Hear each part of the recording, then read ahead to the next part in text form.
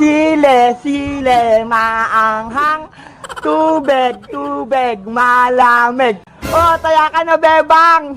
Hala, madaya ka naman, princess. Hindi ka naman marunong. Hindi kaya, ayaw mo lang mataya eh. Ikaw na lang, Mother Iska. Palitan mo si princess. Sige, Iska, ikaw na lang para hindi magreklamo si bebang. Oh, sige. Yahoo! Sile, sile, maanghang.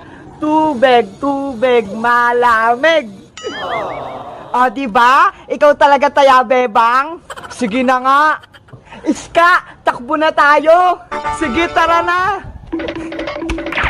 Huwag naman kayong tumakbo ng mabilis.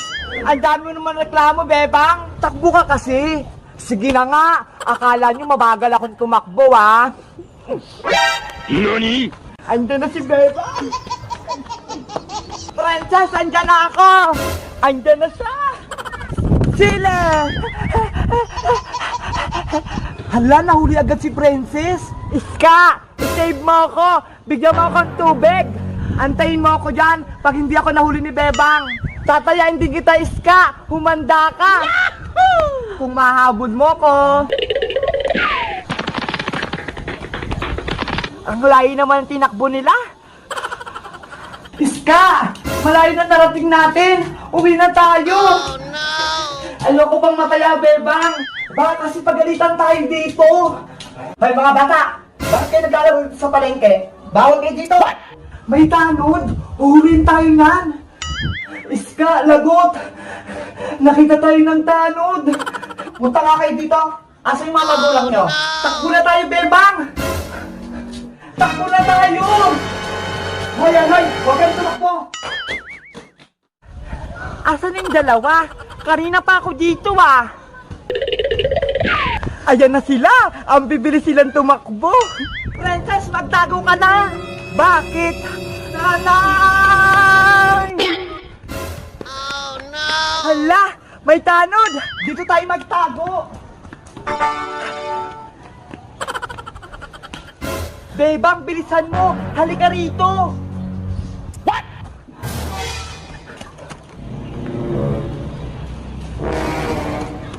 Asan yung mga bata ngayon? Dito lang natakbuhan yung kanina eh. Oh, no! Parang may narinig ako nagtatawanan ah. Huli kayo! Hoy Manong! Namboboso ka ba?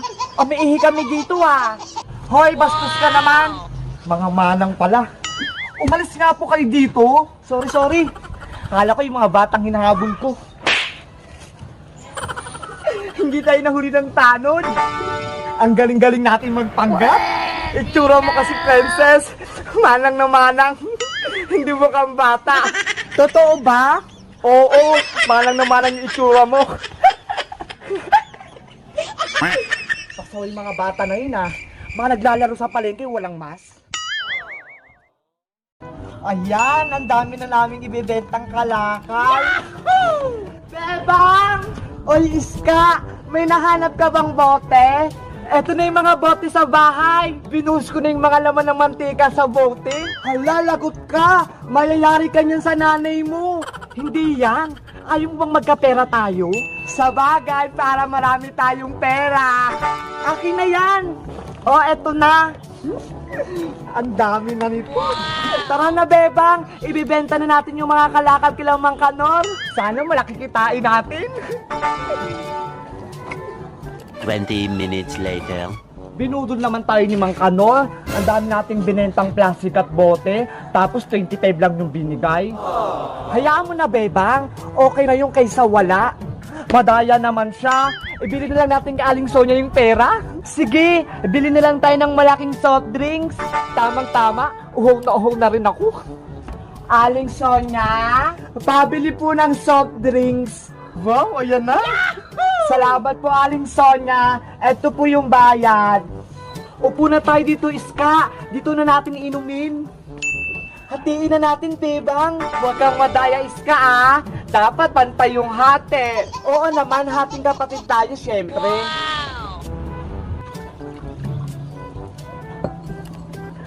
Oh, eto na sa'yo, bebang. Hala!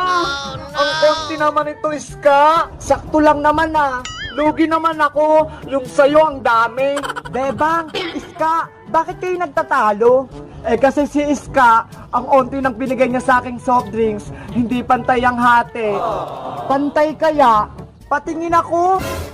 O tignan mo. Ayo nga Iska, mas madami nga yung sayo. O diba? Sabi ko sa inyo eh. Anong gagawin namin? May naisip ako. Ano yun, princess?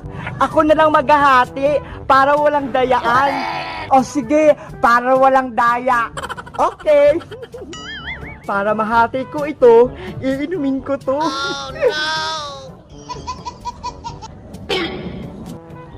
Ayan, hati na. Ito na sa'yo, Iska. Ito na sa'yo, Bebang. Hala, mas konti naman yung sa'kin. Eh di pantayin ko na lang ulit. Akin na. Oh, no! Oh, eto na. Bakit mas madami yung kay Iska? Hindi ka naman pantay maghati, princess. Hindi pa rin ba pantay? Oh, no! Ito mas madami, babawasan ko pa. Nauuhaw na kami. Bilisan mo naman dyan.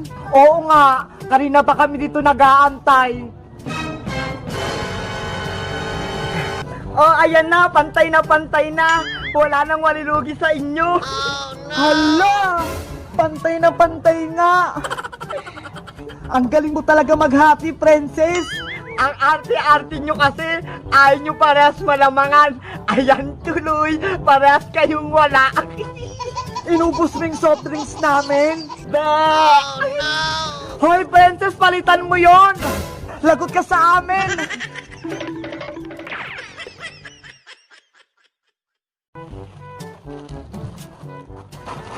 Ano ba yan?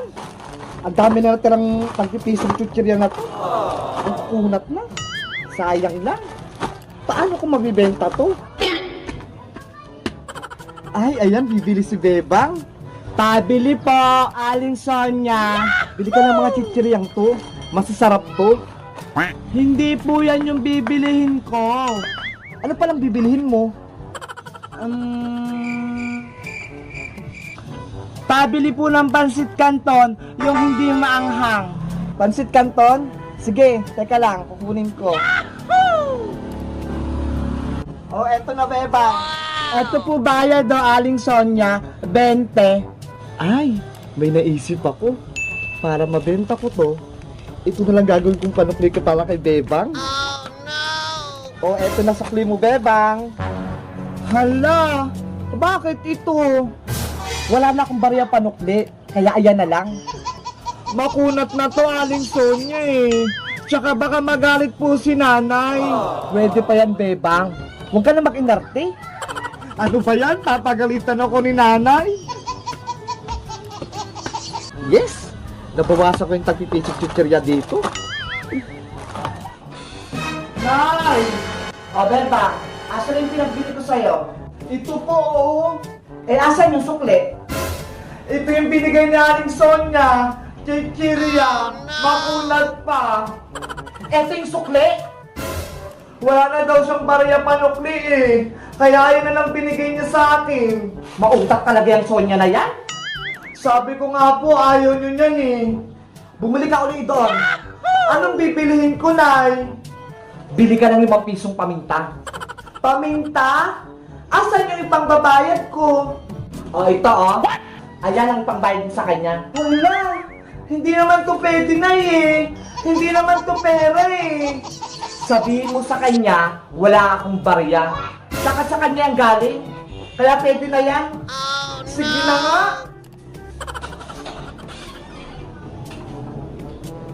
Pabili po ulit, Aling Sonia. Ano na naman bibilihin mo, Bebang? Paisa-isa ka naman? Pabili po ng 5 pisong paminta. Paminta ba? Durog o buo? Durog po. Tulad ng pagdurog niya sa puso ko. Umuhugot ka pa, Bebang? Eto na yung pamintang durog mo. Salamat po. Asa na yung bayad mo? Oh, no. Eto po, oh. Ano to? Ayan po yung sukli nyo sa akin kanina. Di ba po sabi nyo sa akin, pwede pa yan? Tsaka sabi ni nanay, wala daw siyang barya eh. Kaya ayun na lang binigay niyang pambayad. Pauta ka talagang bata ka? Manang-mana ka rin talaga sa nanay mong sitang? Iska! Iska! Ano yan, Bebang? May ipapagawa ako sa yung challenge. Ano ba yan? Huwag kang maingay. Baka marinig tayo ni nanay. Kinuha ko lang tong nilagang itlog na ulam namin. Lagot ka na naman kay Aling Sitang yan. Hindi ngayon malalaman, kaya bilisan natin. Ano ba kasi ang challenge mo? Itong nilagang itlog, ipapasok mo sa loob ng bote nang hindi nadudurog. Itlog? Tsaka bote? Hindi naman papasok yung itlog sa bote. Ang laki-laki ng itlog eh. Kasya yan. May challenge bang madali? Tsaka napanood ko na yun sa YouTube. Subukan mo kasi. Kahit anong paraan, basta wag lang mabasag yung itlog. Paano? Imposible naman. Oh? Bebang, Iska, ano yan? Ikaw pala, princess. Si Bebang kasi may pinagagawa sa aking challenge. Anong challenge? Ganito yung princess, oh. Ipasok mo yung nilagang itlog sa loob ng bote. Diba? Napaka-imposible. Nilagang itlog? Wow! Oo, nalaga na to kaya hindi to mababasag. Patingin ako ng itlog. Oh, ito. Ay, nilaga nga. Tama-tama, gutom na ako. Hoy! Wag! Hala, princess, bakit mo sinubo? Sabi ko sa bote, hindi sa bunganga mo. Hay nako, gutom ka na naman, princess. Ang sarap.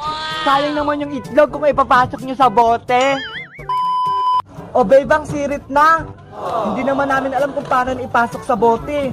Mamaya ubusin pa yan ni princess eh. Sige na nga, ako na nga gagawa. Ginagawa? Ayan, dapat maglagay muna kayo ng maraming usok sa bote. Tapos ilagay tong itlog. Wala naman nangyayari. Antayin nyo lang kasi. Hala, yan na, Bebang, pumapasok na. Hala, yan na. Ay, ayan, pumasok na. Ayan na, nahulog na. Sabi ko sa inyo eh. Wow, ang galing. Diba, sabi ko sa inyo, magic. Hala, si Nanay Sitang. Anong magic? Hala, lagot. Anong ginawa mo sa ulam nating itlog? Nasa loob na po ng bote. Ito, yung itlog ko. Ano pang ulamin natin? Yari na naman ako nito.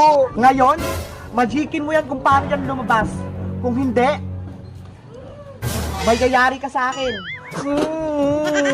Naku, Bebang, mas mahirap yung challenge ng nanay mo.